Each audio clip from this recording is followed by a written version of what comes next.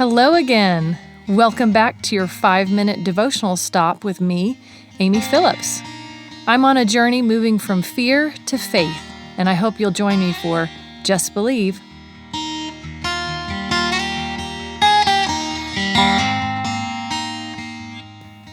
Well, hi there, friends. Now, I like me a little Joel Osteen. I like his simplicity, I like his hope and his faith. And so I was reading a little devotional this morning, and he said, the truth is, you will never rise above the image you have of yourself in your mind. This morning, believe you are made in the image of God. Now, of course, I've heard lots of that kind of jargon before, but for some reason this morning it stopped me in my tracks. I have spoken so much over the years about being image bearers of God.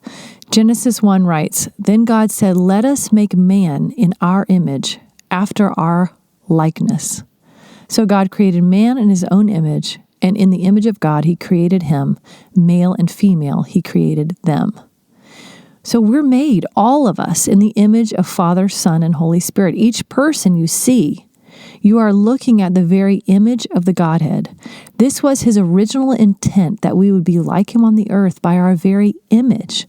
But then he took it one step further when Jesus told us he had to leave so the Holy Spirit, our comforter and teacher, would come and take up residence in us.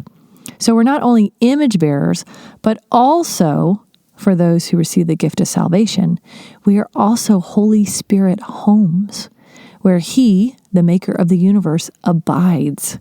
We look like him and we're filled by him. So I began to think, what is my self-image? Because Joel is right. Our self-image has tremendous impact on how we live, how we speak, act, and react. Luke 6:45 tells us, the good person out of the good treasure of his heart produces good, and the evil person out of his evil treasure produces evil. For out of the abundance of the heart, his mouth speaks. So what's in our heart is what comes out. What we truly believe deep down inside about ourselves, God, and others is what comes out. That's one of the reasons that after I go through declarations each day, I say, I give you permission, Lord, to make these things happen by changing the way I think about myself, about you, and about other people. I've got to have an ongoing change in how I think about myself and God, and others, of course. Joel goes on to say, your self-image is much like a self-portrait. It is who and what you may picture yourself to be, which may or may not be an accurate reflection of who you really are. And of course, our self-images aren't going to be accurate. If God says we're made in his image and being transformed internally into the likeness of his Son, then what we think about ourselves from our past, our environment, what others have said about us is probably not going to line up.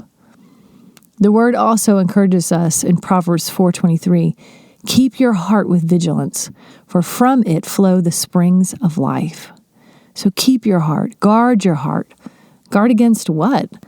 Against things that are not true, lies about ourselves and about God and his character. So what do you need to guard against today? What is your self-image telling you about you? We look like God, we're filled with God, and he's pouring out his love and favor on our lives today. You thinking that you're not enough, or you are less than, or you don't have what it takes, or you can never be, fill in the blank, doesn't square with what he sees when he looks at you. It's a harsh reality that it will be very hard to rise above the image we have in our minds about ourselves. Lord, help us change this view. If the God of the universe makes his home in us, shouldn't we go out boldly and take hold of the life God has set out before us? So speak over your life, that you are successful in what you do, whatever that looks like for you, whether that's success as a CEO or success in relationships and parenting. You are made in your Father's image and worth being seen and loved because of who he's called you to be. You have intrinsic value just because you are his. So friends, do not fear, just believe. Set your eyes on the one who loves you. Thanks for joining me today. I hope you feel encouraged and strengthened. If you want to connect with me, you can find me at amybphillips.com. See you next time.